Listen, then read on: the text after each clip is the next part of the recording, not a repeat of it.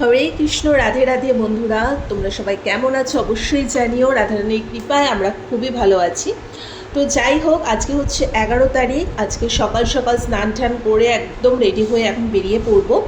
মূলত আগের দিন ভিডিওতেই দেখিয়েছিলাম দক্ষিণেশ্বরে আমি, শম্পা আর সঞ্চিতা একসাথে গেছিলাম। তো শম্পা মোটামুটি 7-8 বছর পর আবার কলকাতাতে এসছে।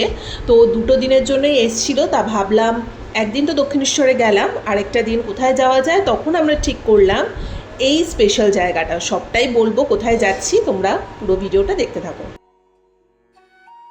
তো অলরেডি ওলাতে আমি, শম্পা, সঞ্চিতা সবাই উঠেই পড়েছি, দেখতেই পারছো। এখন টুকটুক করে যাব, বলেই দিচ্ছি, আর বেশি সাসপেন্স রাখবো না যে কোথায় যাচ্ছি। 3 বান্ধবী মিলে আজকে তোমাদের পানিহাটি থেকে একটু এগিয়ে আগরপাড়ায় অবস্থিত একটি সুন্দর ঠাকুরবাড়ির কথা বলবো। ঠাকুরবাড়ির সামনেই আছে বাঁধানো একটা খুব সুন্দর নিট অ্যান্ড ক্লিন গঙ্গার ঘাট। এই ঠাকুরবাড়িটির নাম হচ্ছে গিরিবালা ঠাকুরবাড়ি। পানিহাটি থেকে একটুখানি এগিয়ে আগরপাড়াতে অবস্থিত গিরিবালা ঠাকুরবাড়ি।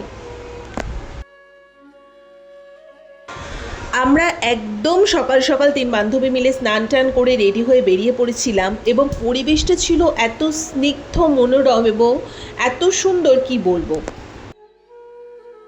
চলো এবার আস্তে আস্তে তোমাদের সাথে ঠাকুরবাড়ির ভেতরটা শেয়ার করছি। আমরা সবাই জানি যে দক্ষিণেশ্বর প্রতিষ্ঠাতা রানী রাসমণি দেবী। সেই রানী রাসমণি দেবীর জ্যেষ্ঠ কন্যার নাত বউ হলেন গিরিবালা দেবী। সেই গিরিবালা দেবী কিন্তু এই রাধা গোবিন্দকুঞ্জ বা গিরিবালা এই ঠাকুরবাড়ির প্রতিষ্ঠাতা।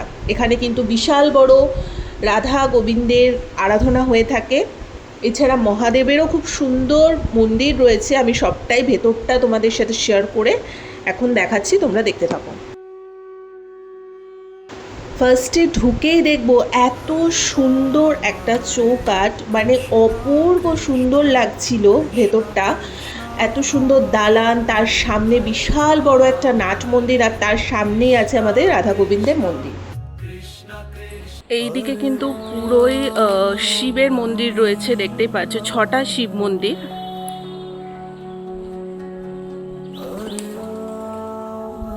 ছটা শিব মন্দির আছে, আর এটা হচ্ছে নাট মন্দির। ঠিক আছে, এই দেখো ভোলে বাবাকে দেখে নাও।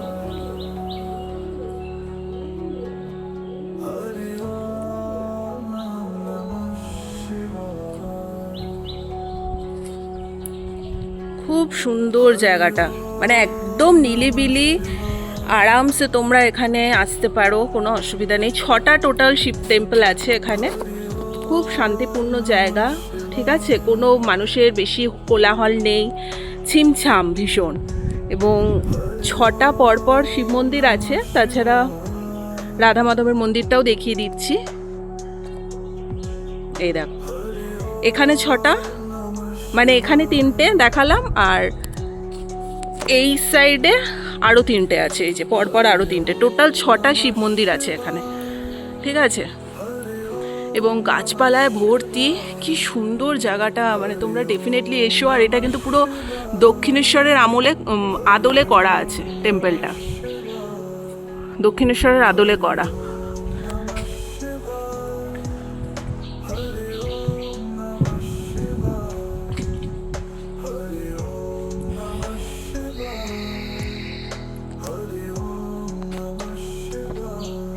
এখানেও আরো 3টে আছে শিব ঠাকুর।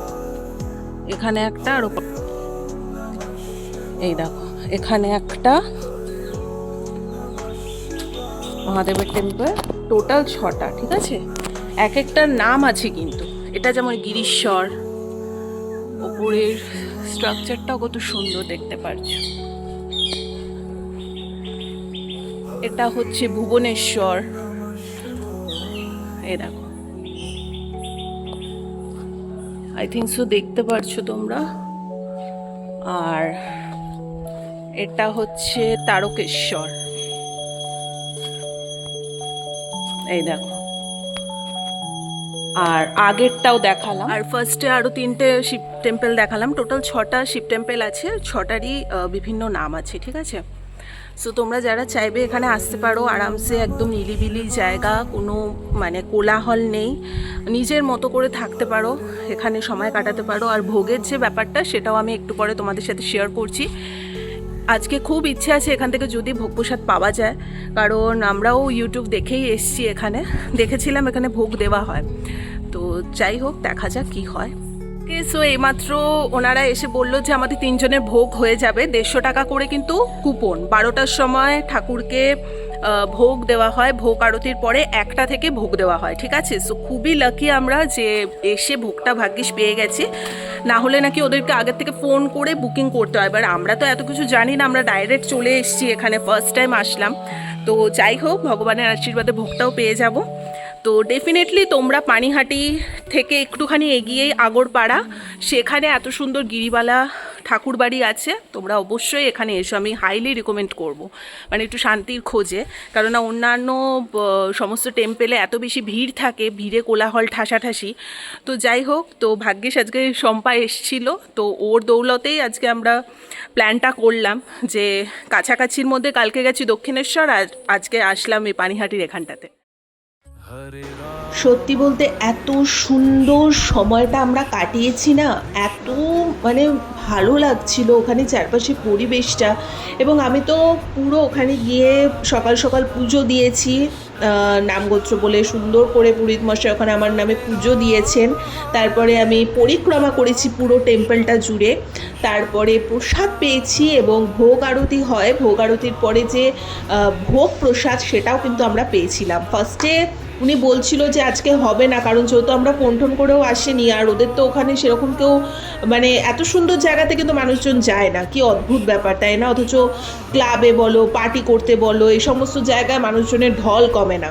তো যাই হোক, যার যার রুচিবোধ, তো তাই ওই কারণে উনি বলছিল যে আজকে হয়তো নাও হতে পারে। তো মনটা একটু খারাপ হয়ে গেল, বাট ফাইনালি রাধা মাধবের ইচ্ছা এবং আমার রাম ঠাকুরের ইচ্ছা আমরা ভোগটাও পেয়েছি। এটাই সেই রাধা মাধবের সেই মন্দির, এবং আমার সামনেই রয়েছে রাম ঠাকুর। যখনই আমি আমার রাম ঠাকুরকে দেখি মনটা একদম শান্ত হয়ে যায়। তো এত সুন্দর রাধা গোবিন্দের মূর্তি, মানে কি বলবো, আর এত যত্ন সহকারে পুরোহিত মহাশয় পুজো করছিল। আমি তো ওখানে দীর্ঘ সময় বসেছিলাম এবং অনেকক্ষণ সবটা বসে বসে দেখছিলাম। তো শৃঙ্গার করানো থেকে শুরু করে পুজো পাঠ দেখলাম, খুব ভালো লাগছিল। আমাকে এই সমস্ত জায়গায় একা একা চুপচাপ বসিয়ে দাও, আমি দীর্ঘ সময় কাটিয়ে দেব, মানে আমার চারপাশে আর কাউকে লাগেই না, সত্যি কথা বলতে। তো যাই হোক, এখন আমি পরিক্রমা করছি, দেখতেই পারছো। এরপর আমি একটু প্রসাদ পেয়ে নেব।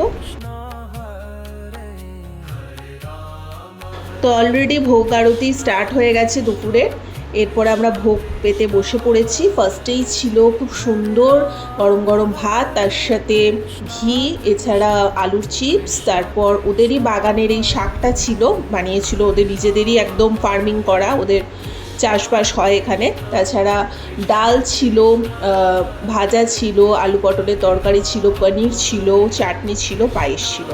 আমরা দীর্ঘক্ষণ ওখানে বসে ওখানকার যে আপাতত রক্ষণাবেক্ষণা করছেন ওই দাদুর সাথে বসে আমরা অনেকক্ষণ রাধা গোবিন্দকে নিয়ে প্রচুর গল্প করেছি। এবং উনি এত নলেজেবল একজন ওল্ডেস্ট পার্সন, মোটামুটি 80 বছর হচ্ছে উনি টোটাল এই জায়গাটা রক্ষণাবেক্ষণ করছেন, এবং প্রচুর কিছু আমাদের সাথে শেয়ার করেছেন রাধা গোবিন্দের বিষয় নিয়ে। আমাদের খুব ভালো লাগছিল। তোমরা চাইলে ডেফিনেটলি গিরিবালা ঠাকুরবাড়িতে ভিজিট করতে পারো।